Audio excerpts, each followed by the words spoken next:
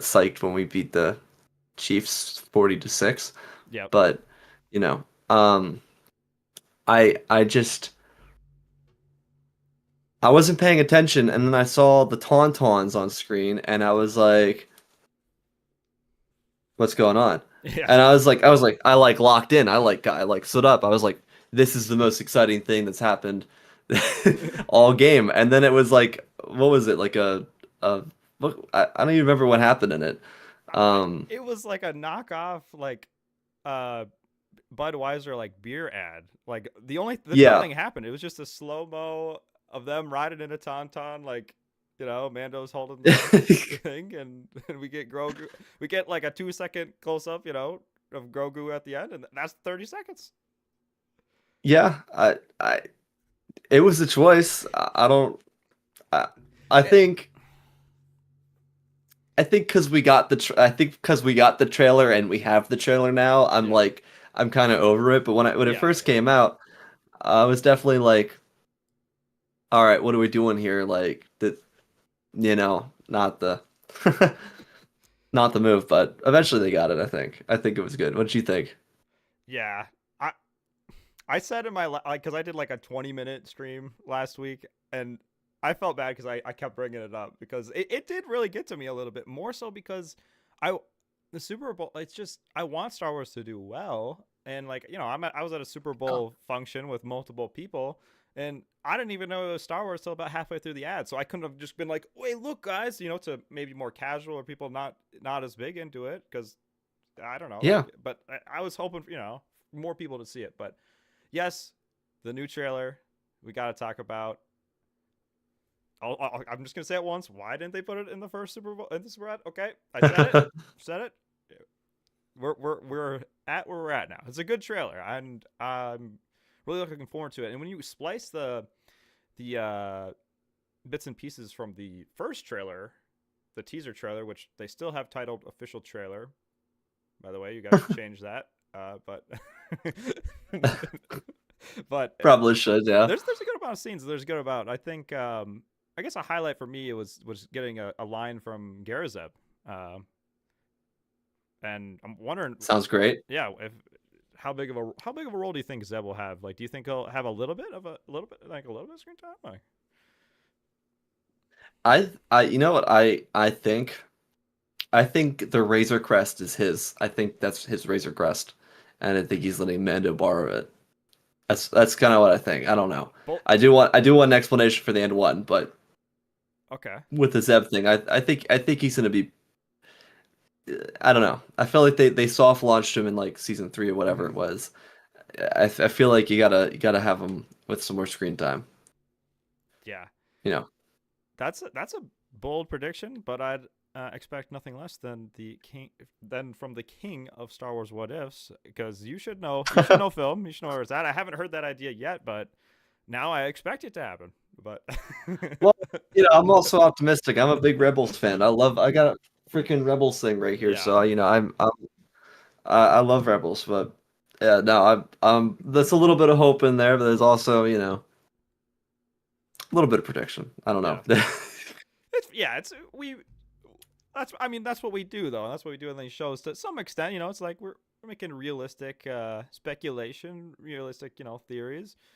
At the same time, we're talking about stuff we also want to happen a lot of the time too. There's nothing wrong with that. Nothing wrong with that. And Yeah. and Rebels is like basically a perfect Star Wars show also. Yeah, doesn't get much better than it, honestly. It's so good. Yeah. But Yeah, I was um, having a conversation with somebody I didn't even know really was big into Star Wars, and they're like, "What's your thoughts on Rebels?" I'm like, "I'm a big fan." He's like, "It's my favorite show." I'm like, "Dude, let's go!" Like that's what I want to hear. um, yeah, no, I love that. That's fantastic. it's just a complete story, um, and that's why Ahsoka too is. I'm just super excited for Ahsoka season 2 from a standpoint of just continuing to follow these characters because they developed these characters so well in Rebels and whatnot, just kind of expanding on that. I feel like I saw somewhere because I was expecting Ahsoka season 2 this year. I'm not as in the know as I'd say I usually am as far as like what's actually going on or like content that's dropping. Like I'd say my knowledge level is lower. So I don't know. Do you know, like, is Ahsoka season 2 is it supposed to come out later this year? Is it coming out next year? Like, I don't know. I don't remember. It came out in 23, right? Yeah, it came Was that out. a 23 Yeah, it release? came out October 23. Like, yeah, fall 23. I don't know. I think there was at least episodes in Yeah. October. Okay, that's what I thought. Cause I don't know. I see. I feel like I'm in the same boat with you because I'm usually in the know, but there's not really been anything notable coming out of like Lucasfilm for Star Wars. That is, um, since like obviously they mentioned Ben Solo. I'm sure we'll talk about that later, but the Ben Solo movie. Yeah, Um, yeah. I mean, and that was a then big story. yeah, and then obviously KK retired, but we knew she was going to retire last year, so I We didn't really see literally that did as a a show. big We literally surprise. did a show on that already. Like, Yeah, we knew that was yeah, coming. Like, but yeah. yeah, She said that last January. She's like, "Oh, this is like my last year," and then everyone's like, "I can't believe it." It's like she said it a year ago. yeah. A But surprise to I be sure. don't. No. Yeah, right. No, but yeah, no. I maybe this year. I wouldn't be surprised if they push it to 27. But that just seems like the kind of theme now, where they'd like not just Lucasfilm, but like Just a Hollywood. TV show release like 6 or 7 episodes every 5 years, and then be surprised that people don't follow along because they're like, "What the fuck happened last time?" Like, uh, I don't know. I don't know. I watched it 5 years ago. I was a different person. like Stranger Things. Oh my gosh, Oh that yeah, took so that was an long. experience. Yeah, that took so long for the last season. I don't even know if we've talked. Have you? Do you watch Stranger Things or do you watch it? I don't know. I found out midway through season 4. Well, what is season 4? Season That's the five one that just came out. is the season 5 is the last one. Okay, I Yeah. found out midway through season 5 as I was watching with my friend. Found out through season 5 that I just hadn't seen season 4. I had no idea. I was just like, I don't know who half these people are, but I was like, it's been long enough. I could just like not be in the know because it has been years. So I just, yeah, and I didn't go back and rewatch it. I was like, we'll see what happens, and I'm glad I didn't. But no, it was it's that's the problem. It's like you unless you're like a super fan of it, like for Star Wars, of course we're gonna know that, but still, like I like went back and rewatched parts of Ahsoka recently just because I was bored, and I was Yeah. like, I don't remember any of this happening. Like, To some extent, with good content, to some extent it's good, and I've certainly rewatched bits of and bits and pieces of Ahsoka. I'm a big fan, and definitely looking for season 2. So that's why I'd like to actually know what's going on. And um, oh yeah, thanks fact checker for letting me know. I turned up the mic. Hopefully audio levels are a little bit better. And what's up, Murky Chatsman? Uncertain. Oh yeah, I put a poll in the chat. Um, whether it's serious or not, do you think Din Djarin will die in the movie? Dot dot dot. Yes or no? That's kind of. It's not clickbait. It's just a poll, but people have been talking yeah, about yeah. this. What do you think? Do you think that it's like, I don't know why? Honestly, I don't even know why people have been talking about this, but people have been talking about this. Like, there's theories going on around that Din Djarin, the Mandalorian, is gonna die. Uh, yeah. If they couldn't kill off Ahsoka like 10 years ago, I don't think they're gonna kill him off. I'm not gonna lie. I think they like Din Djarin a little too much to do that. Yeah. Well, what's Grogu gonna do then? Because he can't talk. I don't know. I I th- I'm gonna speculate that his first words are gonna be said during the movie. I think at Oh, the end of the movie he's gonna say like, "Oh, the Force" or something, and he's gonna be like, "What? You speak now?"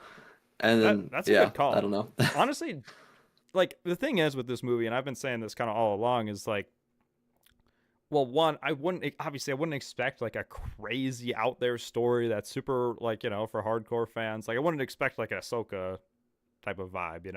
Mm-mm. And that's not what it needs. It just needs to be a fun experience that is a good movie. Just a fun experience. It doesn't need to be crazy. It just needs to be a good Star Wars experience. Like, you got the fun Mandalorian music and theme, which I'm excited to hear cinematized in a theater. and bring back kind of the vibes of season 1 of that kind of a little bit of it's at this point it's nostalgia because it's pre-COVID during COVID times like that's a nostalgia kind of feeling to some extent. You don't need to lean on it. It's got to be its own movie to some extent. Yeah. But to get back to what you were saying, that'd be a great way to get people talking about it and to go see it if they're kind of uncertain. Just a little thing like, dude, did you know? You know, like Grogu actually talks. Exactly. That'd be enough for some people. Yeah, no. Oh, I would hope so. I mean, I'm hoping it does well, you know, because like this is like the good chance to like move away from streaming and start doing more movies. Like belongs in the theater. let's do more movies. Yeah, I love the theater. I love going to the movies. It's an experience.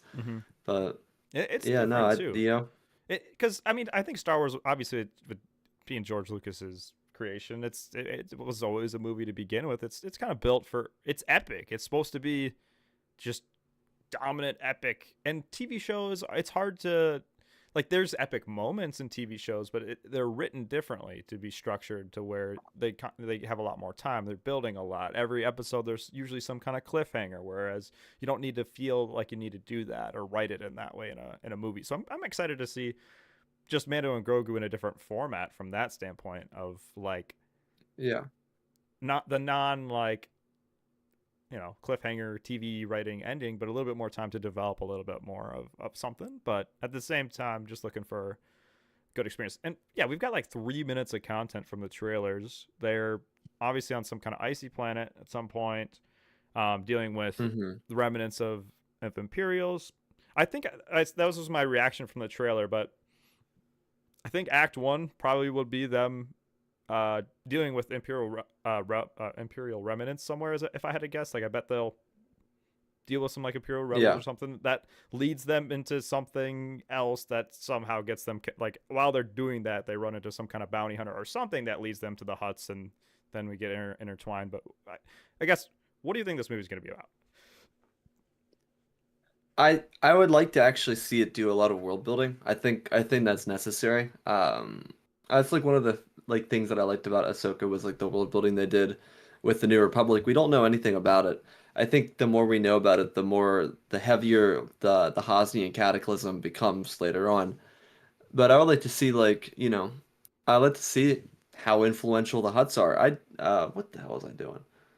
I wrote a video recently and I learned that the Imperial Remnant was like in like deep contact, and this is like Jakku, so like this is like a couple years before this. I think it's 5 ABY. Um, the Imperial Remnant, like the warlords, like Gallius Rax and all that, they were interacting with the Hutts. They had connections with them and all that. So I mean, it's very possible to see like the Hutts have connections to the Imperial Remnant, and they be like a like I guess like the Hutts would be like the front of the war against the Republic, but it's actually like for something else, if that makes sense. For like the creation of the First Order, I guess. Did that make sense? Yeah, The way I phrase that? yeah, I could potentially build to that. I guess timing wise, I guess I forget. Mandalorian is like what 6-7 years after Return of the Was that Jedi? intentional? Oh. Well, thanks for watching, guys. You did the hand motion too. I do hand motions when I when I go on live streams. What have I done? That was awful. You're like, done? oh, like 6, 7, Well, like. okay, well dude, now I was... want to know oh gosh, how many years? I think it's 9 or 10 ABY. I think that's what year it is. Okay, Return of But Jedi is Mando.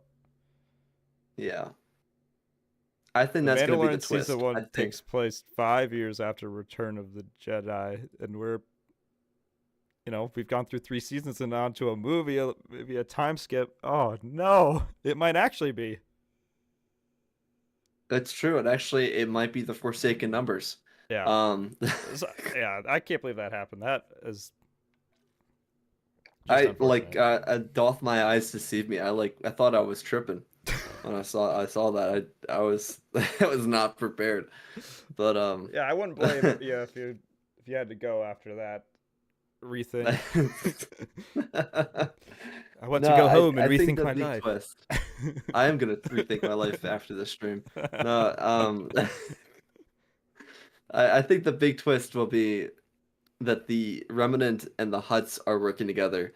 Embo, as we saw with like Cad Bane and Bad Batch, I could see him being a part of that. And but I don't know where that goes though, because like the Yeah, prerogative of the Remnant would be to avoid contact with the First Order or the First Order with the New Republic directly because they want to stay in the shadows. yeah. So it's like, And Din's being mm, been hired by the New Republic essentially to some extent. Like he's affiliated with them at this point, like to some extent. yeah, That yeah. So they'd have to have intel to like know that though. But if yes, Garazeb is involved, they certainly should have intel on him. You think? oh yeah, definitely. So, I mean, maybe they see him as a threat because there's that whole Shadow Collective thing from Mando season 3 that Yep. I'm sure everyone totally remembers. But maybe those people are like really wary because the Mandalorians took back Mandalore, and it's like, well, we should kill one of them to send a message, or to Yeah. keep them away from discovering whatever they're building, which we know is Starkiller or Necromancer or whatnot. Yep. Yeah. I'm curious how it all kind of ties into and like not to say the Shadow Collective are like how much of them are scrubs? Like are they I guess like how much like how many like after like an empire falls like this and you're left with remnants, usually it's not just, one group, I'm curious if there's different factions of this imperial kind of remnants to some extent too, or could it be separated? I like your theory and I think it's possible. I feel like it would be smart if they did use at least one of those characters from the Shadow Collective. Like you already have the content, like you should probably use one of the Shadow Collective characters to some extent to just keep the continuation going, to help tie it together. But Yeah. we'll see. We'll see. I, Well, I think to your point, I think the perfect character for that would be Brendel Hux. He's General Hux's father. That'd be the perfect one to use oh because yeah, he's also working on Necromancer, which is what Gideon was also working on, which is the whole Palpatine resurrection plan. Um, I I don't know. It feels like if they're gonna go towards that direction, they might as well stick with it. yeah. I'm more. Well, I think they need to expand on that. Like I just don't see them doing it in this type of movie. Like I don't know if they're gonna spend much screen time really getting into like it's not to be like the killer of the fun per se, but like I'm just No, no, from a no, go. realistic perspective, I just don't know if they're gonna. It would be a surprise for sure if they did something like that. From my like, I think they could like the character Hux. What's his first name for the Brundle. Brundo Hux? Like I think they could use him, but if they were gonna make a reference of the Project Necromancer, it'd be subtle in my opinion, or like in the background, or maybe like he's on a call directing some Shadow Collective member and it cuts to him and you can see in the background something that would give some kind of clue to somebody that would, like yourself, that would be able to tell what's actually going on and, break it down for us. Yeah, yeah. I think you're absolutely right with that. I just thought about it though, and I didn't realize this until just now. This takes place after Ahsoka. That means Thrawn is back in the galaxy, right? I guess I don't know. Does this take place after Ahsoka? Like, I know it's around the same time. It's coming out after it. Yeah, I mean, that's a yeah, valid point. Like, it's the right in front of us. Like, but they haven't shown anything, of course. yeah. So do you think that we see Thrawn? Because if they want, remember I don't know if they're still doing it or not. They might be breaking it into a The series for Empire. Disney Plus, but yeah, the Empire one. That do I you think they set that up in this movie? I think when I first heard of this movie and I didn't have anything about it, no trailers, I think I did think that a little bit to some extent. I don't think they Mm-hmm. do. If they do, it's after the conclusion of this movie's story. Like it won't be at all be about this movie's story or its plot, but there could be an after arc or an end credit scene that builds Yeah. something or teases it. I'd say. I think it'd be a mistake to not at least have an end credit of that. Honestly, like I think they should have an Y- end credit of Thrawn or something, because that's not going to impact a casual viewer's experience that doesn't even know, isn't necessarily following Ahsoka or something.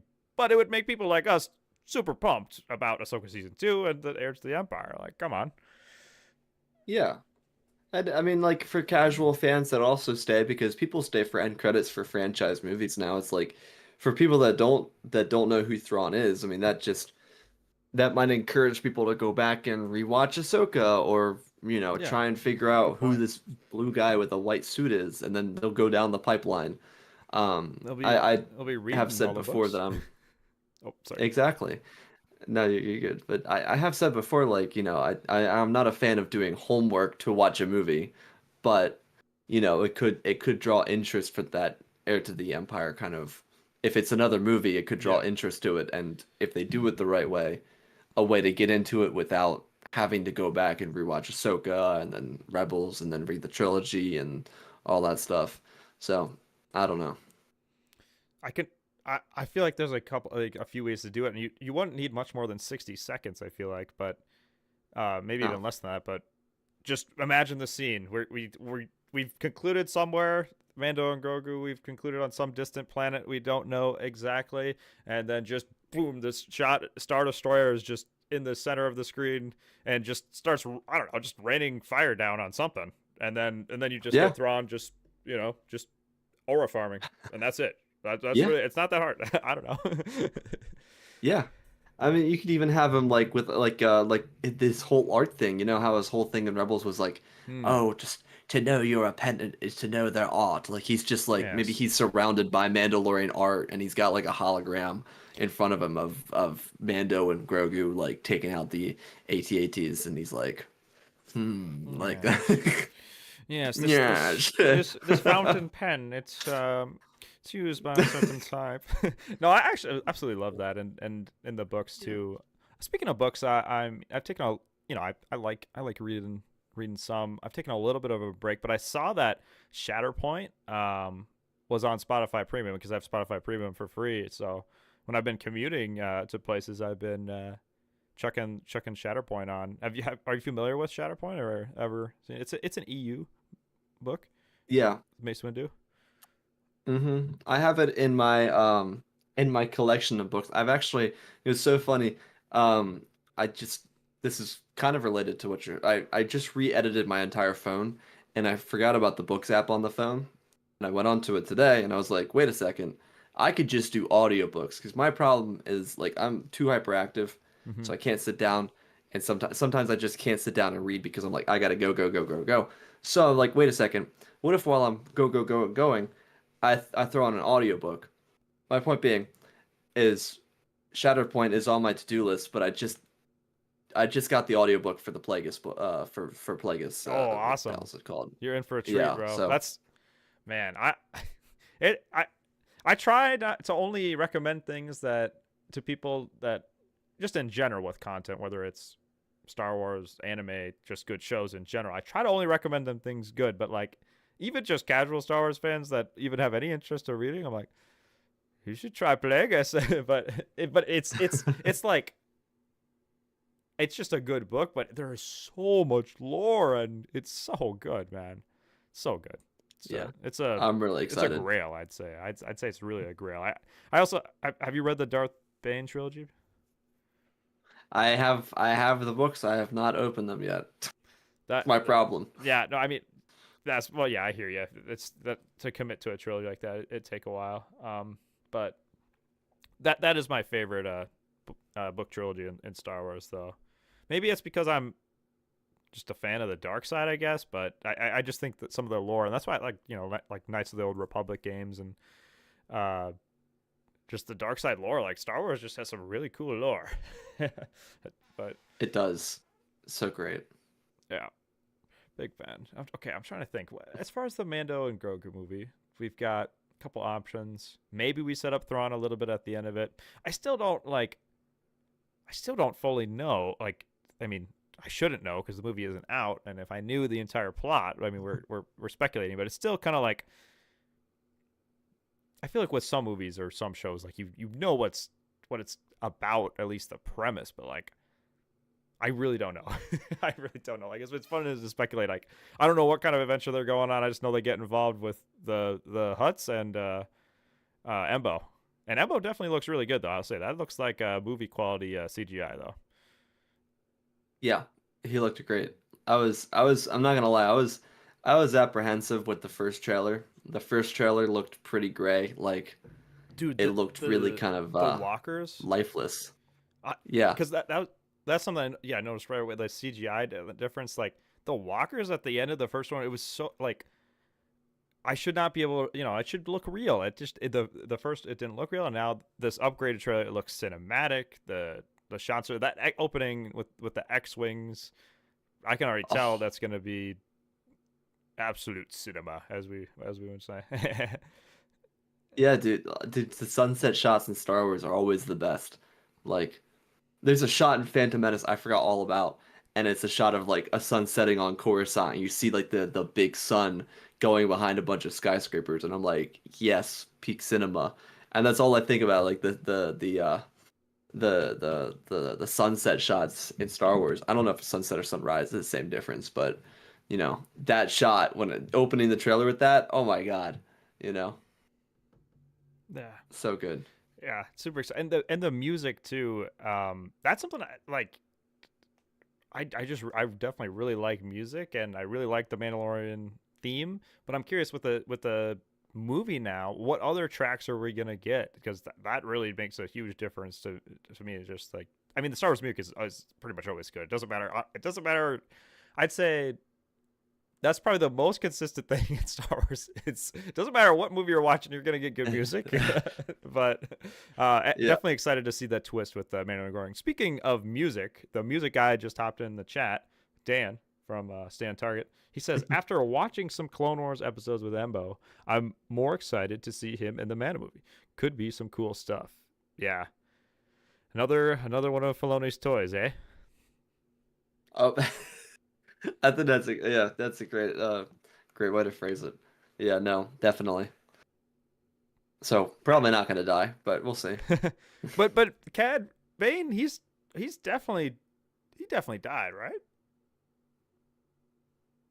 Didn't his thing beep or like flash, Yeah, it and then flashed. they He's like definitely not dead. just But we haven't then heard they just anything put Boba since.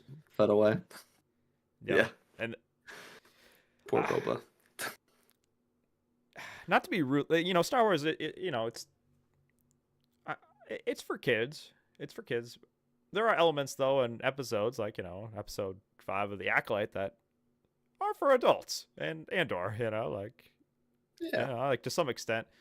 But what I'm getting at though is like I think they need to commit to don't force some shocking death or something. Like don't kill Din and Djarin because it'll be shocking. Yeah. If you do, which would be crazy, I mean, maybe make it make sense. I don't know if this is the movie for it, but in general, like in the Heirs to the Empire movie or something, they could really use for some realistic high stakes. I guess is what I'm getting at. I feel like it's like in some ways the animated shows do that better. Like in Hmm. Rebels, I mean, spoilers if you haven't watched Rebels. I don't want to spoil it for people because it's that good of a show, but like, it's a warning. But Kanan's death, like, it just gets real, and Clone Wars too. Like that, I mean, there's a lot of death in Clone Wars. Obviously, like main characters that are gonna have plot armor that are already in movies that can't die, but there are many like Jedi and heartfelt moments in that. But I think they need to get back to that a little bit. Just a little bit of dark side. Yeah, no, I'm with you. I mean that I think that's why you and I both liked Acolyte when it was coming out. It was like it just didn't pull his punches. Like, Yeah, and I mean obviously you could get away with that with a show that has characters like that, whereas like with Clone Wars, there's so many characters to play with. You could do whatever you want with them, and Rebels is kind of like a smaller cast, so it's like, you know, it's a smaller assortment of people. But like those last like 3 episodes of Rebels just don't pull their punches. It's like it's canon, then obviously the whole Ezra thing. But yeah, I think we see like if this is the new era of Star Wars movies, you could see like the Mando Grogu movie being like the New Hope, like A New Hope, the A New Hope. How about that? You know, Yeah. it's more of a it looks like it's more of a fun adventure kind of Hmm. thing. And if they're going to continue in that timeline, say for example, Heir to the Empire is the next story, then that would be your Empire Strikes Back, right? That Yep. would be your darker like, you know, raise the stakes. Because I completely agree with you. I think Star Wars is like desperately in need of that kind of gut punch, like high stakes kind of thing. You know what I mean? Yeah. I do gotta give some credit though, because like we do get shows like people, a lot of people die in the Acolyte, and Andor certainly have Oh stakes. yeah. But what I'm getting at is this like the current current era for stuff. Like those are all shows that are not in the like the current store. I guess the current story, like the current story is either the Maniverse or it's like post episode 9. Um, Hmm. and that's kind of just it's not it's I want them to commit harder on the like whatever era they're focusing on. Rather like I like we're eating good per se with a lot of different things, but I'd almost rather take just like a little less projects that are much higher quality, like just go all out and double down, then kind of jumping Yeah. all over the place. I think they do better too, but I mean, what do I know? Yeah, no, I mean that's what you saw with Andor. I mean, Andor was like they were just like I mean, obviously it was supposed to be. I think it was supposed to be 4 seasons originally or five or Mm-hmm. something. But like they focused on the quality aspect, and then did like as long as the quality was good, that's all that mattered. Um, It's like you know, the most I, more content than all the other shows combined. oh my, so I think Andor is longer than the Star Wars saga. I think it literally is like longer I than all believe the it. I mean, movies. it's 24 episodes and probably average length of 45 minutes. It's a saga. I mean, it's fantastic. I mean, that's just Yeah, yeah. I'm with you though. I'm with you. for sure. Um, yeah, it's just they and the thing is like you kind of got to commit to some extent, and not be reactionary with some things, I guess, with as far as like canceling shows or committing to a show, because like I was vocal like when Andor season 1 came out. I did not like it. I did not like it, and I had let that be known. But after seeing Andor season 2 had the elements I was looking for, and it enhanced the first season and the writing, and that's really what I'm hoping for Ahsoka season 2. Is I really actually, I mean, I'm a big Ahsoka fan. I do see some of the like complaints from some standpoint of some people as far as like some of this slower writing or maybe like filler. A lot of it feels set up, but like they set up a lot and it's a big story. I want to see them capitalize and level up the whole series in general with season 2 and really just like go into it. I'm still standing by. They've got three of the best Star Wars like TV episodes in a row, but that maybe I'm biased, but yeah. Yeah, yeah, no. I get what you're saying. Yeah, no. I agree. I think yeah, I agree. My brain just lagged out on me. I was gonna say something and it was gonna be so related and then it just like just went away. We're at that half hour mark. It's we start to get there, but no. um, yeah. What else? What else? What else? What else? Ahsoka We talk season about 2. Maul. Yeah. Oh my gosh, we haven't talked. We did talk about that. Was the last stream we did was to talk about Maul when we first kind of got snippets. Man, I really hyped that trailer.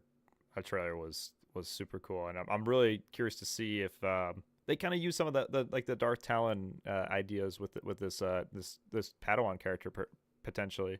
I don't know. Like obviously it's gonna be different, but like just that's it's kind of their formula right now. Is like if you're not gonna adapt the EU 1-to-1, uh, you can still pull ideas, and I appreciate that. That's kind of like Ahsoka, doing Yeah. that, but that's super exciting, and also 2 episodes a week too. Like that's gonna be a good stretch, and leading up to Star Wars Day into Mando and Grogu, like we're going from like no content to a lot of content. And I don't know, bro. I'm thinking we do some maybe a prediction stream, cover some of that, give our thoughts. Maybe similar to Bad Batch. Man, those were fun streams. Yeah. Those are good times. Oh my gosh. That was so much fun. I love that. But yeah, no, I'm totally with you. Like, yeah, I'm excited, and it's gonna be so great for like a month and a half, and then we're not gonna have any more content. It's gonna suck. Yeah, But that month and a half is gonna be peak. yep. It's gonna be great. But I'm with you on the adaptation thing too. yeah, the thing is though, like I'll take the month and a half. Like if something can't always be peak every month of the year and always just be hitting the highs, like Game of Thrones. Speaking of Game of Thrones, Night of the Seven Kingdom, obviously been making content on that. Big fan. Game of Thrones, read all the books, but House of the Dragon season 2 kind of ended on a sour note. It was pretty mid. For reference, that's one of the other so like there's Game of Thrones that takes place the Mhm. most current time, and there House of the Dragon's like a very much of a prequel. Night of the Seven Kingdoms kind of in between both of them, kind of its own story. Hmm. But Okay. in the Game of Thrones universe, but there's not a ton. There hadn't been a ton of content. House of the Dragon kind of cooled off a little bit.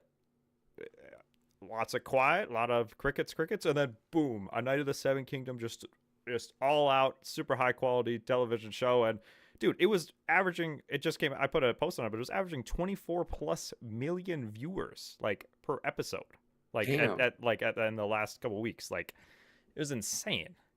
Because I mean, That's incredible. I fall into the category of like I'd say hardcore fan, not as hardcore as like people that have read and like analyzed all the book lore, but like I do have the book for A Night of the Seven Kingdoms. But anyhow, what I'm getting at, it hits so much like it's not sustainable to be constantly hitting peak, but like if you're all of a sudden you just drop something that's super quality, like dude, Star Wars could be the talk of the town in that month, and just absolutely all like Mando, Grogu, and Maul. Could be. We should be in for fun regardless. Like it's gonna be fun. I hope that the Mando Yeah. and Grogu movie does well. That's like because I mean we can't control that though from a standpoint. It's what curious if you had a guess though, like or if you want to do a range or a number, like what do you think? What in this climate where it's harder with box offices, like what do you think Mando and Grogu can gross? Like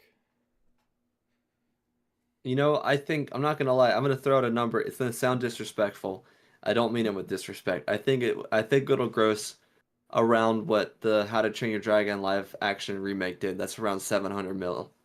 I think that's a safe landing spot for it.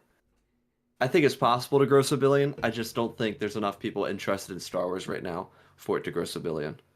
If that makes sense. It's yeah, not a saga movie. no, I Mando season 3 like wore its welcome a little bit. yeah It's been a couple years. I think 700 is a safe place. yeah. That honestly that's pretty in line with like the like most people I've asked this question, and that's probably the average. Like I've given a couple different numbers now because it's kind of fluctuated for me.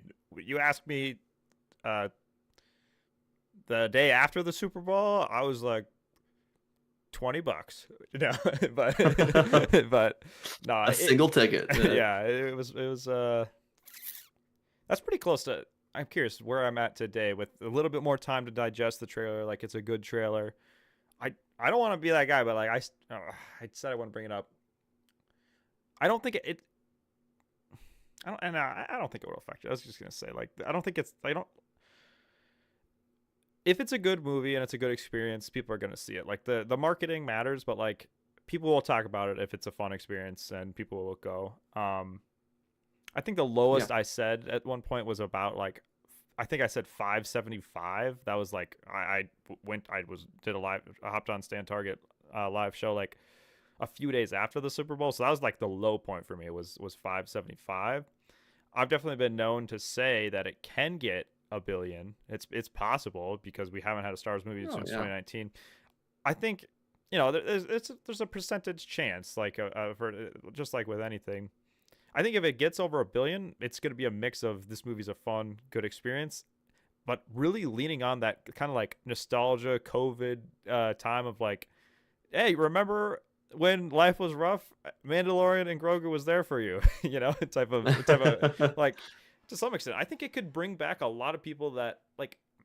I think we forget. I don't know if like I don't think we forget, but like I think some people forget how popular Star Wars really was at the end of the sagas and in Mando season 1 and 2 when streaming services for these big shows like with Marvel and all that, this was new. Like this was the first Disney Plus show, like Mandalorian. Like if we talk about trending and super popular, like it, I don't know. Like I don't know if that was the peak per se, but like it could have been the peak in the last like decade as far as popularity. And if you capture some of that, some of those people that remember that, like, it could be fun. Yeah. I'd say you're almost like I, to the Mando season 3 thing. It's to some extent like, let's say not quite like hardcore, not casual, somewhere in between. Like they watched all the Mandalorian, but not the other shows. I'd say that you'd almost could argue some of those people might have a higher chance of not going than like a hardcore or a casual to some extent. Maybe. yeah, I actually would see that. I mean, I don't really think they've like phrased it in a way that it's like, oh, you have to have watched everything to know what's going on. I think you Mm-hmm. can kind of just go into it and kind of catch up and be a part of it. Um, but I mean that, you know, that's kind of the big question because I agree with you. I think like obviously I know people dislike Last Jedi and that obviously went to Rise of Skywalker, but like that was still really like Rise of Skywalker still did $1 billion in Yeah. an Endgame era because Endgame came out the same year I think, Regardless of or ratings, maybe the year it before. popularity and viewership and publicity, all time high with Mandalorian and Rise of Skywalker and Last Jedi coming out. Yeah, I mean, I don't I think to your point about peak, I think the peak was the build up to The Force Awakens. Like these felt Okay. like Yeah. global Okay. Yeah. events. Yeah. Like I guess I'm I trying to. think that That's like like okay. that was otherworldly. But But okay. I did say decade though. If you think about it. you did. I agree. Okay. That's what I said Okay. it. Okay. I'm with Okay. you. I'm with you. Okay. I'm with you. I'm We're added to old, you. I'm bro. added We're to you. I fucking promise. old. Yeah, no, I feel it. I feel it.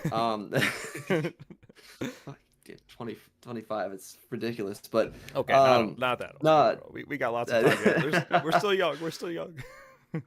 We're very young. I promise. But no, I think I think to your point. I mean that was when like Star Wars felt like a global experience. You know, it felt like I remember when the Mandalorian season 1 came out, and even a bit with season 2, but mostly with season 1, it was just like it felt like Star Wars owned the world. It kind of felt like the entire world was waiting for Star Wars, Hmm. and that was a good feeling. Even when Rise of Skywalker came out, I was definitely on the haterade train. All right, I was still in the haterade train. I was like, ew, but I was still like psyched. It was still a Yeah, global event. You dude, had to be there. You had to go see it. I was just looking because I collect tickets. I have 4 tickets that say the Rise of Skywalker. Like I went 4 times, and I'm not gonna like. That's incredible. Yeah, I was hyped in the moment. I just wanted, Yeah. I do I think it's a, I don't. It's personally it is actually my favorite of the sequels still. Could just because it was more so my mindset at the time, and there's moments I like of it. It's a little sloppy though, like, but uh, It's sloppy, but it's fun. It's a fun yeah, movie. yeah. But yeah, Um, you know, but yeah, I get what you're saying, like, a global experience, and to some extent that like that kind of what you said kind of triggered an idea with me a little bit as far as like Mando season 1 kind of being a premium king of the world, like everyone's watching it, everyone's locked in watching it. Um, if you look at like season 1 compared to like season 2, season 3, and honestly a lot of the shows, season 1 doesn't rely on any bit of like nostalgia or like bringing back characters. Like season 2, super hype. They bring back Ahsoka, like that's cool. I was in tears when they brought back Luke. Like that's just a hype moment. But when you look at just objectively as far as quality, it's a new thing. They went out and they did a new thing. Um, like okay, yeah, it's like a Yoda species, but like it's a a new idea, and it stands on its own and doesn't rely on other characters, and story foremost and a uniqueness. and that's kind of what we need to get back to. And that's honestly that's kind of like A Night of the Seven Kingdom. Like obviously it's based off of a book, a novella, but the reason like and moving forward, I've been telling people this. I don't know your interest. Like, have you seen Game of Thrones? I guess I don't know, or any of it, or No, yeah. not at all. I've seen an episode of The Seven Kingdoms and I fell asleep. Oh Sorry. no, no, I was tired. In my defense, I was no, tired, no, you're but good. I drifted off a little bit, you know. I was No, you're good. just I was gonna say though, that's why A Night of the Seven Kingdoms though is actually it's actually it's a while they're very different shows. Like you will see wieners in A Night of the Seven Kingdom. Like you're gonna see nudity and stuff. yeah, yeah, Um, you know, it's the very casual. similar to the experience of watching Mando season one. And my friend's it's similar. Like he's like, yeah, it's like it's like Mando and Grogu. It's like we got Dunk and Egg, but the reason why it works is they don't. It's not relying on like having Game of Thrones carry it, like carry the show. Um, you wouldn't even need to know the like lore. Like you don't need to know the lore in the Night of the Seven Kingdoms. You don't need to know like the houses and all this political stuff. You're just following the perspective of one dude and in it, and it's just a good story. Like, and what I'm getting at too is like I will be recommending people A Night of the Seven Kingdoms if they want to, as a show over Game of Thrones and over House of the Dragon. Like, watch this. It's start with that. If you like it, then you can watch Game of Thrones and the other stuff.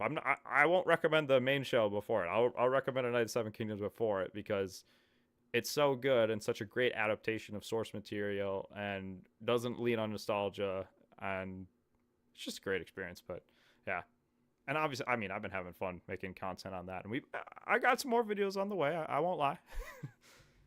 Good, good. That's what we love to see. But yeah, no, I'm with you, and I'm gonna throw out a hot take real quick. I think Mandalorian was better off without introducing legacy characters. Like, I love, don't get me wrong, I'm with you. I'm so with you. Luke coming back, that was one of the coolest things ever. That was like, I remember like screaming at 3 in the morning. Like, I saw the X-Wing. I knew it was him the second I saw the X-Wing. I remember telling my friend, I was like, that's Luke. And he's like, are you sure? Are you sure? I'm like, that's Luke, bro. That's freaking Luke. And then he showed up and we were like we lost our minds. And that was, I'll never forget that. That was remarkable. However,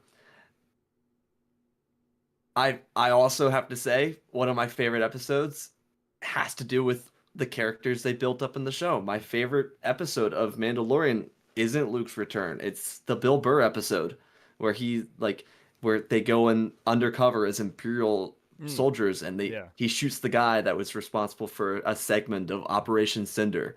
Like that one, like I get chills just thinking about it. Like that was raw and it wasn't nostalgia based. And I think that kind of is the problem is that like it got too invested in the rest of everything. And I'm not saying there's a problem with the rest of everything. I'm just saying like it would have done far better, I think, going into this movie if they didn't just, throw Jack Black in there and Lizzo for some reason or, rely on Ahsoka or Boba Fett. Like, Yep. I think as much as I like those things being in live action, and I understand why they did it, so they could do Book of Boba Fett, the Ahsoka show, and you know, have Luke Skywalker in the 10 minutes of Book of Boba Fett that he was. Hmm. I think it also took away from what they were building with the first season, which Yeah. was completely unrelated. I think you could allude to those characters in a scenario that they obviously didn't. I think you can allude to those characters and make references to them, but to make them pivotal parts of like a season or building up to the end result of the season, I think that's when you start losing people. Everyone knows Luke, not everyone knows Ahsoka because people have watched the original trilogy. Not everyone's watched Clone Wars or Rebels, and I get that you introduce her to a new market, but also you lose that in Yeah. You're spitting right that now, bro. universe you just built. Yeah, you're spitting. And that's the point though. Like, and that's actually the scenario because I actually didn't even give a number for what I think, but like, I'll just say I think there's a scenario where it does get a billion, and that's because they get back to the roots of season 1. Like, not to say they ignore, but like kinda, they probably Yeah. kind of ignore whatever they built up in season 2 and 3, and kind of just bring us back to the roots of this is an adventure with a couple of new characters. I mean, not obviously not new anymore, but like still, and the same people Yeah. that were there to watch season 1. We get that same kind of experience, and that's the scenario where I see it really doing well. How likely that is, I don't know. I don't know. But I don't know. I'm not too much of a betting man, but I think it's possible. I think it's like it's not. It's certain. I think it could has a good chance of happening. Like I think it could get a billion. If the movie is not good, it's not going to get a billion. It can't. You can't just call it a Star Wars movie and it get a billion. That's not going to work. But Yeah. And unfortunately, we learned that with the Solo movie. yeah. I mean, but they also put that out next to Infinity War. What did they think was going to happen? I mean, that was just an interesting decision. Why did you do that? It was Avengers. Yeah. Don't do that next to Yeah. Infinity War. It probably would have done like 700 or 800 because it's a good movie, but not next to Infinity War. Most people don't go to the movie theaters twice in the same month. Yeah. Not even during the summer. And I would So, say even at the time, like Star Wars big enough to like, no, you move out of the way for me. But Avengers: Infinity War, like, no, bro, like we gotta move. It would be nice to get back to like, yep, Star Wars is making a movie, and the other films plan around that release, not the other way around. But we've got a little yeah, ways to go. yeah. I think you put Force Awakens up against Infinity War or Endgame. Force Awakens is destroying it. I that was an event, but Solo, a Star Wars story?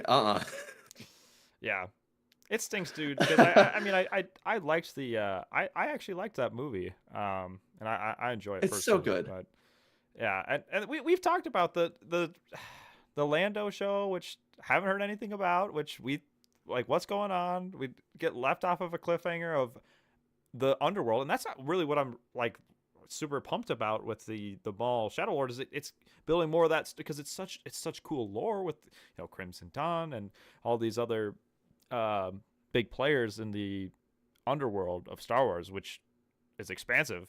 Like some of the best parts of like Huge. some of the games like Knights of the Old Republic, when you go to like the floor of some of these planets or like Coruscant or whatever, and it's like the bounty hunters are cool. The get a little bit more dark, kind of, and or explore some of those themes, but to truly see that's going to be exciting with and maybe if it does well, maybe that's what is needed to get the ball rolling on like expanding that story with you know a continuation of let's say the Solo story or Lando, because I mean obviously how they made it, they teased it to where it was left off with something like they were going to do more movies. It just the numbers weren't there financially because of where they released it, which is Yeah.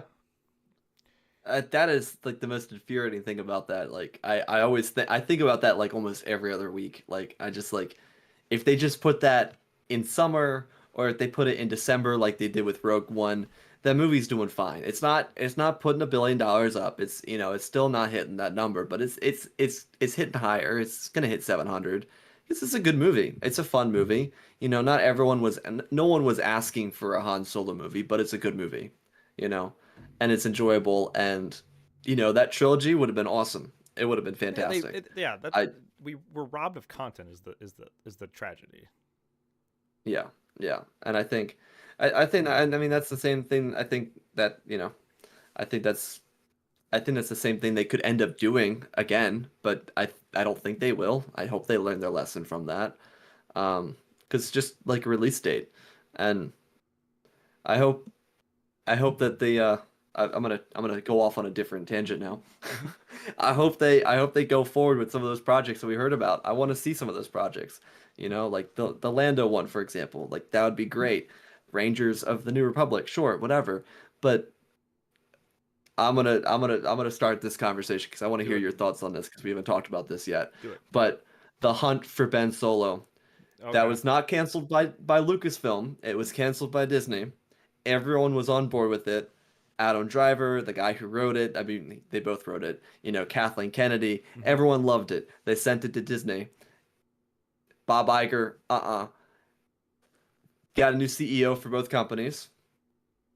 do we see Hunt for Ben Solo? What do you think about the Hunt for Ben Solo? Do you think it's even plausible? Do you think that they had something cooking? I want to hear everything. This is my interview now. I'm asking the question. No, fucking. Make the damn movie. Make the damn movie is what I gotta say. Like, are you kidding me? Like, I, it's not a secret. Like, I'd say you like the sequels more than me. I'm not as, but I also don't like just like I like like moments. I like Rise, but Ben Solo for me is like he's such a great character, such a fun character, and that's like dude, we live in a world where you can get stabbed through the chest with a lightsaber and survive. Like, what do you mean you can't do it? What do you mean you can't do Yeah, it? yeah. He wasn't even, I like how he died. You could say it was left into interpretation that he even died. Is what I would say. That's what we're really worried about. People are gonna be confused. Like that's where we're at. Come on. they are farmed Anakin for like 3 episodes in Ahsoka because we forgot the Clone Wars happened. Like it could that would be where he goes, the world between worlds. I mean, it's. There's I'm sure that's where they were going with it. I'm sure you see him interact with Anakin, maybe Luke, because that's his teacher. But I'm sure that's where he goes. The hunt for Ben Solo is the world between worlds. I mean, that's the cheat code. That's I mean, that's you could say that Leia, used the last of her Force essence to send him to that domain, and it, that's how he survives. I it, mean, if you're telling me the Hunt for Ben Solo is a movie where we get to explore the world between worlds, and I mean that would be $1 billion movie. I mean, you have a crazy trailer, and I mean, what's stopping them from doing it though? At this point, with the new regime, like, someone likes their toys a little too much. Maybe I don't know. I maybe it's just because it's been a month into it. yeah, You true. know, I Well, know yeah, they're like I about a guess it's month more into so it. like, do you think with the new changes, can they make this movie now? Like, is it possible, or is it still a Bob? I mean, but he's out. Like Iger is out, right? He's out. He's out. He's probably still like a stockholder or whatever, so he's Yeah, probably got he's got some some influence sway. or pull. But I I gotta be careful mean, what I say. I don't want to disappear, but I, I, it's, dude, the mouse is gonna get you. I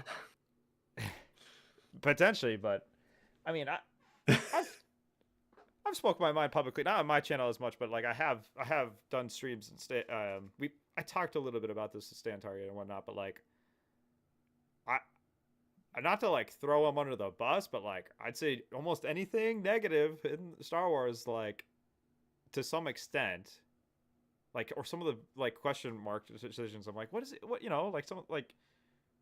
I mean, like you're saying Disney canceled it. Wouldn't you just say like he canceled it like straight up, like he did? Yeah, yeah.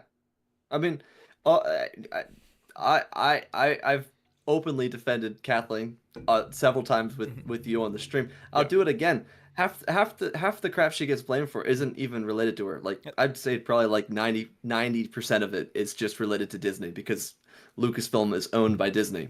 Yep. She's got a boss that owns a much bigger company. You know, the money comes from somewhere. It's not coming from Lucasfilm. It's coming from the Hmm. mouse. And you know, sometimes the mouse just is gonna mouse. And I mean, like I've said this before. I thought Rise should have been 2 movies, but Bob Iger was like I remember this, and then like Kathleen was like, "Oh, I don't think we're ready on the movies. Like I want it out this year. Do it or you're dead." And it's like, gotta listen. They're the boss. They own the company. They bought it. They own the rights. So I mean, with the regime change, I think it's possible. I mean, I'm optimistic. I'm Yeah, optimistic I'm prime over optimistic. Yeah, here.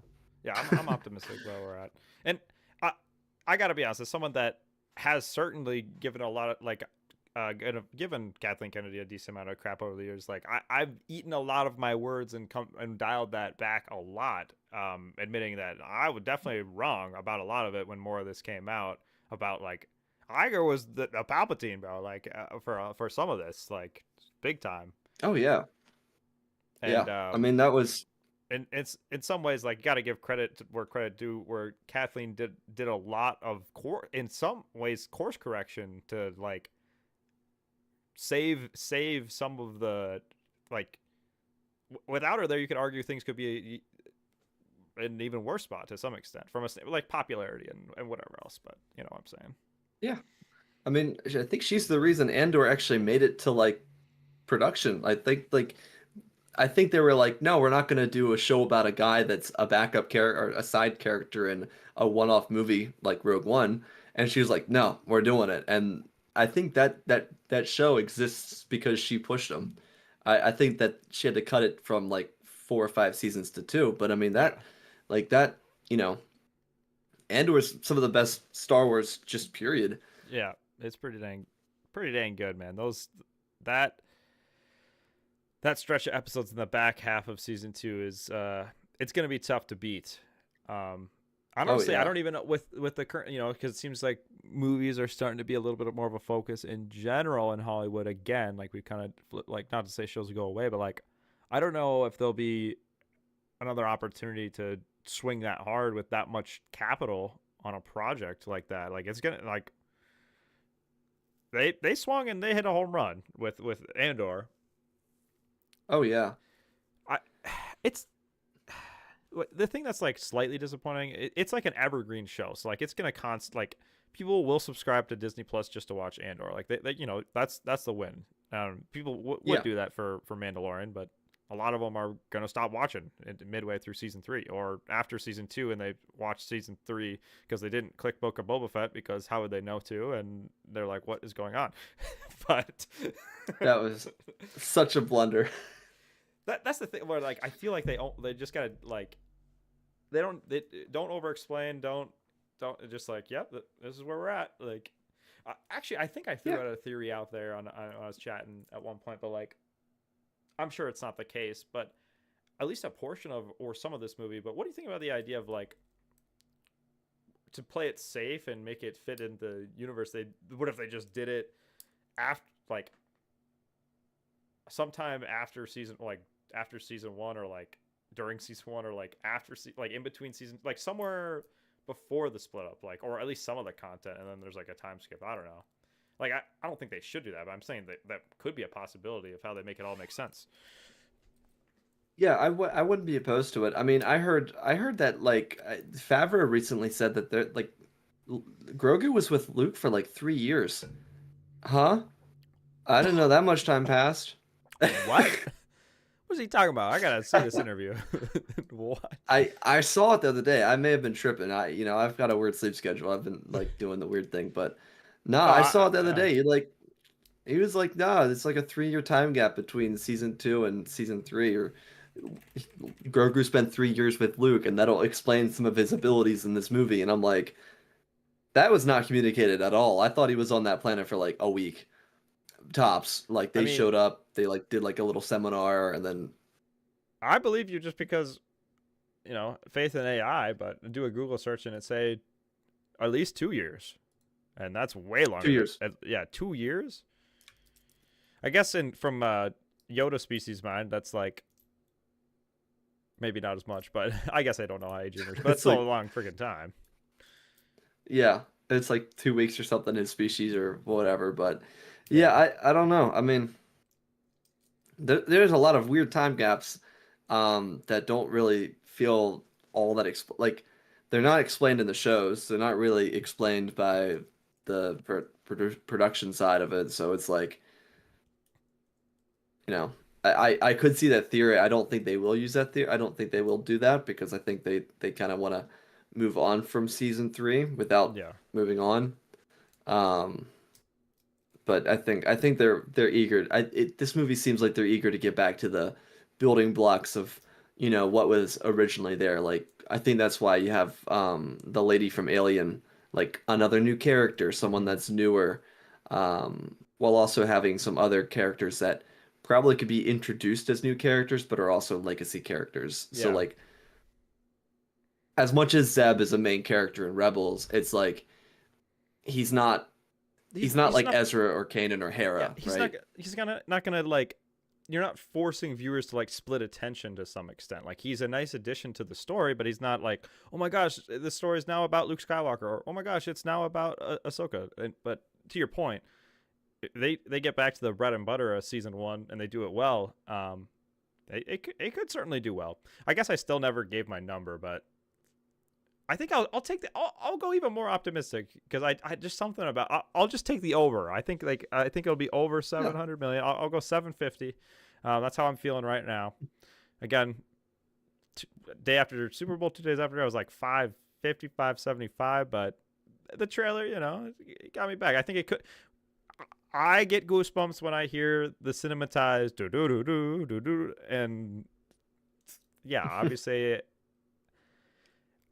to be honest, maybe it's just because I'm just such a big fan, but like, it's really not going to take that much for me to give positive praise from a standpoint of like, when I say that, it's like, again, it doesn't need to be some complex story or like I'm going to be grading the acting of the movie. It just needs to be a fun Star Wars movie, and it will do Yeah. well.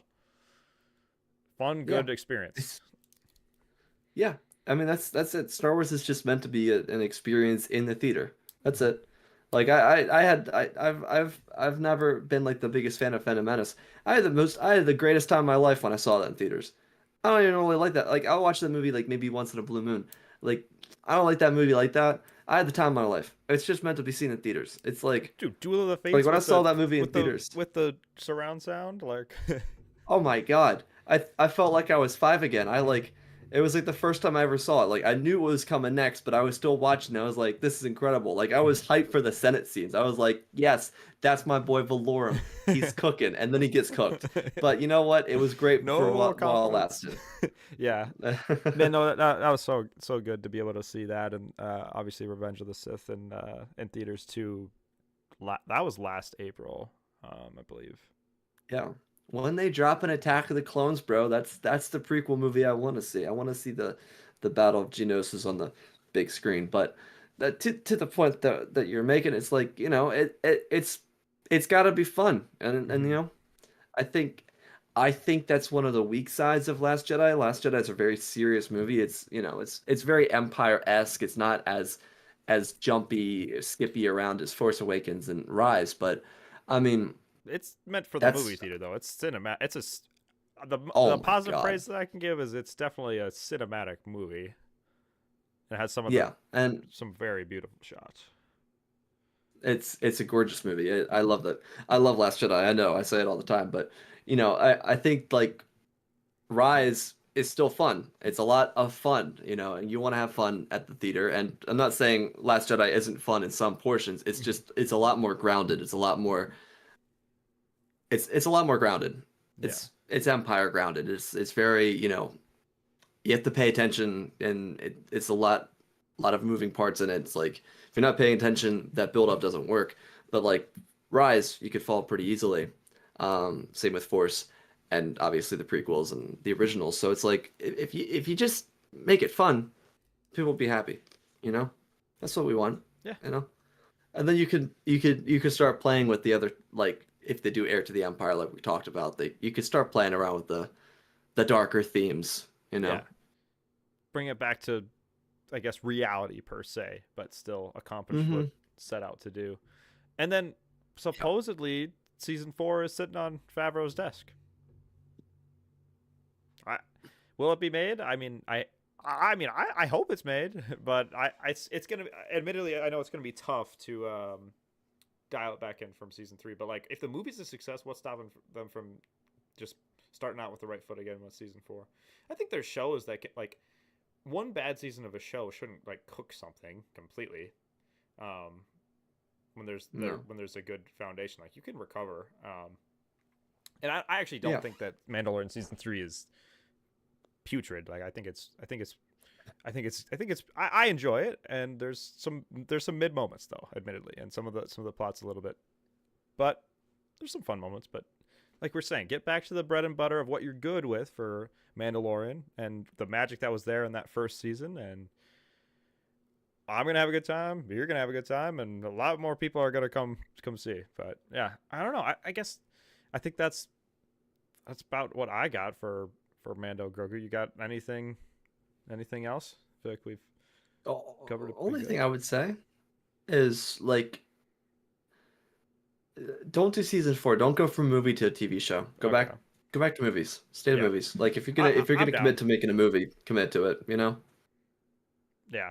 you're gonna get more people. You're gonna make more money. You're gonna make a lot more money. Hmm. You know, if it's good, you know, stick to movies. Like if you're gonna move to movies, stick to it. Like keep Ahsoka as a show, but like from that, if you do another Obi-Wan series, make it a movie. Yep. You know, Uh, if you stumble back on Acolyte, make it a movie. Just make it a movie. Also, respectfully, with 8 episodes or 6 to 8 episodes, when we average like 30 minutes and some of it is some filler, it's basically just a movie chopped up anyway. Don't like just go make the money at the movie theater. Like it's silly. If you're gonna make a show, Yeah, you got to commit and do it Andor style. Otherwise, like okay, I am contradicting myself a little bit from a standpoint of my Night of the Seven Kingdoms is only 6 episodes. It comes back to quality though. Like it really just it's comes fair back to quality. quality because A Night of the Seven Kingdoms is 6 episodes, probably average. Like it literally is a movie chopped up into 6 episodes, but it's from a purely a length standpoint, it is basically a masterpiece, is what I would say. Like it's pretty damn close to a masterpiece. But it comes back to quality. And Star Wars is meant for the big screen. Game of Thrones in that series is meant for shows. Like some franchises are just better in a different medium, to be honest. Yeah, I completely agree. And I want to add to your point too. I think that's what struggled with. I think that's what the problem with the Star Wars shows is that they need to be long. Like none of us complain about Clone Wars or Rebels or Bad Batch. No one complains about them. No one complains about Andor anymore. But but like Obi-Wan, Acolyte, Ahsoka, Mando, they're all short season. Boba, they're all short season Skeleton Crew. I'm probably forgetting another one, but all of them were short season shows. Mando was fine. I think Mando was a great in season one Yeah, in its infancy quality, was but great. short quality, but Yeah, but it was quality, and it was quality because it was new. But then you take like a legacy character and you spend 3 episodes talking about things. I know you like the episodes. I'm sorry, but like you take those which one? episodes, and this is a problem. Ahsoka, Yeah. Ahsoka. But like you take a character like Ahsoka, or even even something new like Acolyte.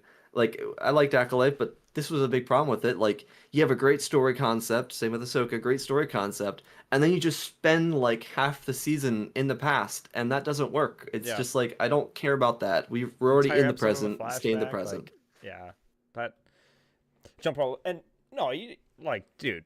As much as I like a lot of Ahsoka, like, dude, there's too much filler, man. The first couple episodes are too dang slow, and like takes too long. Like, you could chop like it'd be so much better in a movie format, for example. Otherwise, either commit to 10, 12 episodes of like actual television, or cut it down to 6 episodes of just straight meat. No waste. Don't waste time. Don't do the in between. Don't do the like.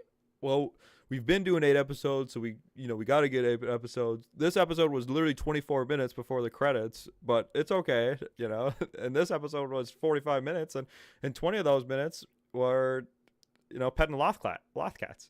No. Yeah, yeah. No, I'm with you.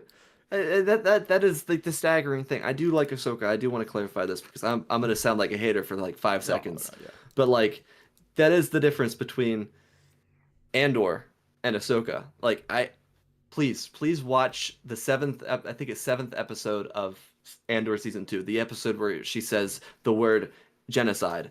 That episode, right? Mm-hmm.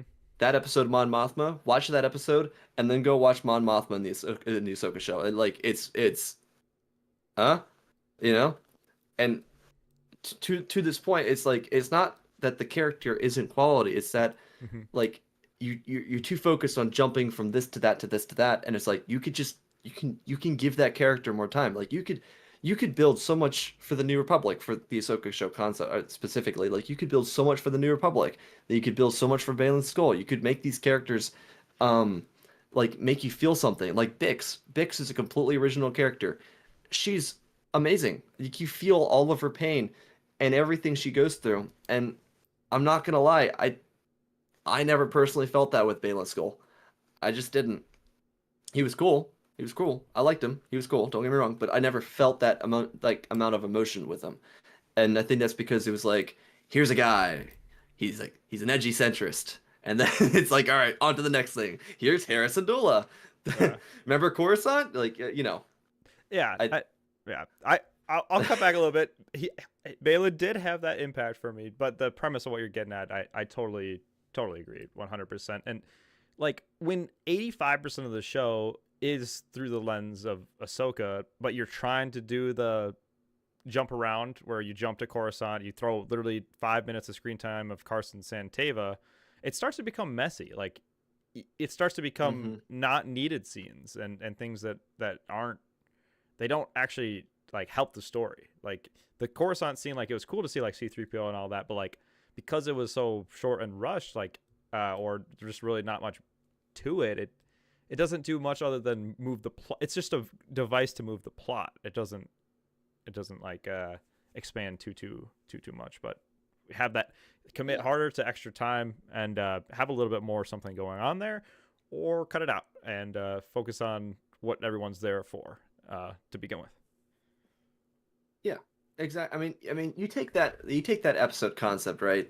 It's like kind of like a court session. I don't know, it's like a makeshift Senate, but like if that episode was Andor, like I saw someone say like, what if you made Tony Gilroy write Ahsoka? And I was like, and I'm thinking about that sometime. Every so often that like comes through my Because mind. I'm the like, story holy hell. is great. Like the Ahsoka story is like Ahsoka story is, it's more intricate and crazier than Andor, but the It execution and is. writing, it obviously needs some help. Dude, that episode, like imagine an episode like this where like you start off with the court case for Harrison Dula. She's done the bad thing. I'm gonna just use this because it's like the only episode I can remember right now.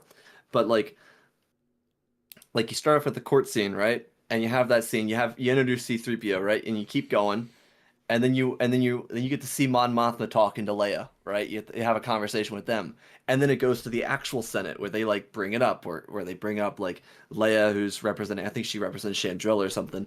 Like she brings it up, and this would play into that character obviously going forward. But you also you're building this entire episode around the Senate session or this court marshaling, and that just adds to the story. It makes the story richer. And instead of like, going from Coruscant, then we're back on the planet with the red trees, like you get that full completion. You know what I mean? Yeah, e- e- exactly. Oh man, I'd like to think though, um, even the part with Sabine having the Force. I mean, I don't know.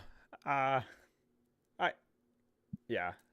I hope they've learned what works, I guess, and maybe what, not to say what doesn't work, but just like take away, like learn from the experiences we've learned from. Obviously, Andor is a huge success. I well, I don't think that Star Wars needs to have that same serious adult like tone. That doesn't mean that that's not necessarily what Andor is. Andor is that, but quality writing, well written things, payoff in season two, things that I was like, what am I even watching in season one for the first time on this rewatch? Which yes, I like it so much that I've rewatched. Yes, I do. I am a fan now, but the payoff and how every character ends up mattering, or impacting even if they're not in season two. Let's say how they impact and shape a character later on, just like the little details and getting caught up on like the diary that Andor gets in the first season and how that ends up showing up, even though it's a small part in the second season to some extent too. Yeah. I mean that was the beauty of Andor, and to the point, it's like even though Andor is a much more like a much more intense show. Like the example I use for Ahsoka, it doesn't need to be intense. I mean, we see that side of the example I'm going to use with this. Like you go from the court martial to the Senate, yada yada. Like it doesn't have to be like Andor levels of intensity. I mean, we saw that kind of writing with the prequels. I mean, you see the Senate sessions. You know, you get the Senate sessions in Phantom Menace. There's the deleted scenes in Attack of the Clones where they're talking about the military creation bill, and you could very easily just mimic that. I mean, they were not afraid to show influence for Phantom Menace in the first two episodes, where Shin landed on Lothal, and she had the cloak over her head, and the flying droids flew out and were doing this the recon. You Yeah. know, that influence is right there. You know, you're not afraid to use it, so take advantage of it. You know, take that to the full length. You know, because I think you know it's not that it has to be serious. It's that it has to be full, Yeah. and it has to feel Complete. like there's a reason we're watching. Yeah, every You scene know, should have a purpose. Realistically, that's what good television is. Like every scene matters. yeah, yeah. It like that court. I'm gonna go back to the court martial. Like the court martial, it has some weight, but it's like it was more or less like if you watched Resistance, it's like here's Senator Ziono, the father of I forget the kid's name. I think it started with a Z. But the kid from Resistance, Yeah. the main character from Resistance, that's his father. Admiral Akbar standing there. You could have a whole thing with Admiral Akbar in the Senate. Like you could carry that forward and be like, oh, we should add more troops, and he's like doing the raddest thing Yeah. from Mandor, you know? It's just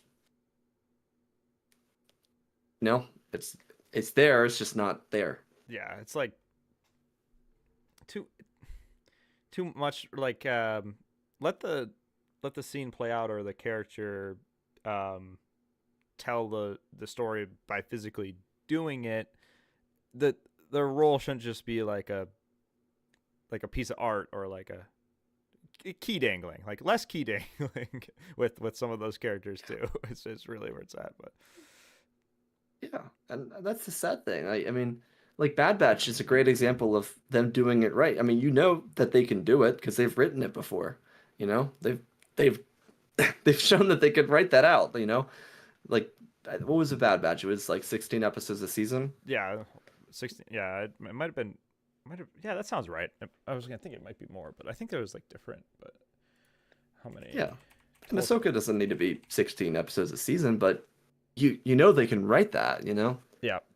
Sorry, I'm not trying to hate on Ahsoka. I'm just like I've got it in my head now. I'm like thinking like, holy Well, shit, you no, could it's do like like we the want it to Senate be scene like I and like yeah. it's we're fans and we want it to be better, and it could have been better in a lot of ways. It doesn't take away like some of the better moments, but I think Mhm. they can level up Ahsoka season 1 with a better season 2. Like it's not gonna level up in the same way.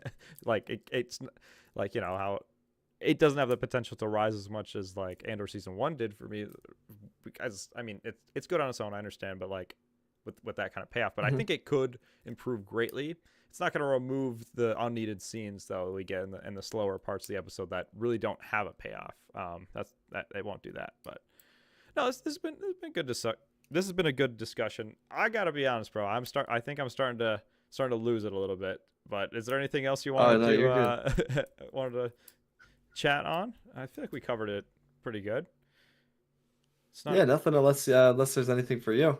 I think we're good. I mean, we got. I think. Well, we're gonna stream. There's gonna be less of a gap between this stream and the next stream. That's throwing that out there. Hopefully, we'll be here with a prediction stream or of the sorts, talking about Maul Shadow Lord or after the first episode or something like that. Because looking forward to that, and then we'll be that much closer to Mandalorian and Grogu. But yeah, thanks for joining. Make sure to go check out Anthony's channel on Pen Patrol Star Wars for literally Star Wars stories for every fan, as you put it, because it's just an absolute library database at this point. And to be honest, guys, I mean, if you haven't noticed, I mean, obviously I'm not just throwing out there. I obviously am still gonna make Star Wars content. I just, you know, I make content what I feel like making on it. The point I'm trying to get at is I've got a few what ifs coming, but there's not going to be as many what ifs on this channel. So go over to Anthony's channel. He'll provide the what ifs for you. um, it'll be an occasional experience here. That's what I got to say. But yeah, Thank you. yeah. Well, thanks again, and yeah. Well, I'll see you guys next time. Thanks for having me, bro. Peace out. That was fun.